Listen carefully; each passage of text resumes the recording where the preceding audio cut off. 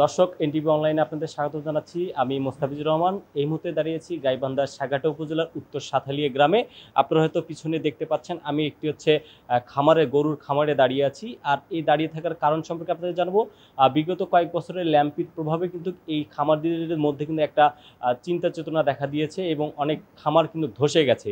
তো আমরা এখন এই খামারে এসেছি এবং এই খামারির সঙ্গে আমরা কথা বলবো এই ল্যাম্পির প্রভাবে তার কীরকম ক্ষতি হয়েছে এবং সরকারি কীরকম সহায়তা পেয়েছে সেই বিষয়ে আপনাদের জানাবো। আমি আপনাদের খামারটা একটু যদি দেখাই, এখানে কিন্তু অনেক বিদেশি গরু কিন্তু রয়েছে আশপাশে। এখানে মোট গরু উনি বলছেন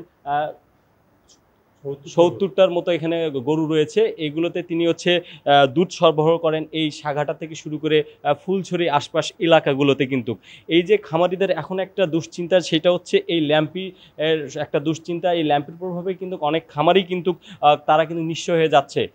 তো আমরা এখন এই খামারের সঙ্গে কথা বলবো, তিনি কত সাল থেকে এই খামারের সঙ্গে যুক্ত এবং তার এই ল্যাম্পির কীরকম ক্ষতি হয়েছে এবং বর্তমানেও কয়টি গরু তার এই ল্যাম্পিতে আক্রান্ত আছে সেই বিষয়ে কথা বলবো।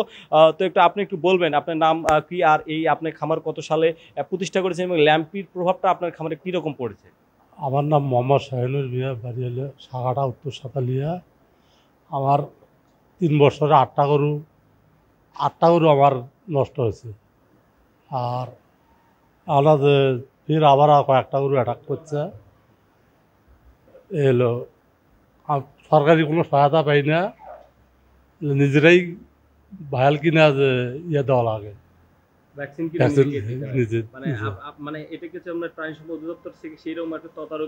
এখন আসতেছে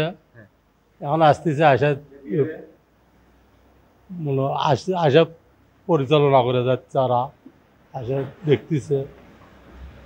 আচ্ছা, আমরা একটু দেখবো যে ওনার কোন গরুগুলোকে ল্যাম্পি আক্রমণ করেছে। এই যে এই পাশে কিন্তু ওনার যে কিছু বাছুর রয়েছে, বাছুরগুলোর কিন্তু ওই পাশের বাছুরটিকে কিন্তু ল্যাম্পি আক্রমণ করেছে। এই ল্যাম্পি আক্রমণের ফলে কিন্তু এগুলোকে একটু আলাদা করে রাখা হয়েছে। এখানে মোট 2টি গরুকে বর্তমানে ল্যাম্পি আক্রমণ করেছে। আর এগুলো যেন একটু সচেতনতা বৃদ্ধি থেকে শুরু করে আরও যদি ব্যবস্থা প্রাণী সম্পদ অধিদপ্তর থেকে না হয় এই আশা করছি কিন্তু এই খামারিরা।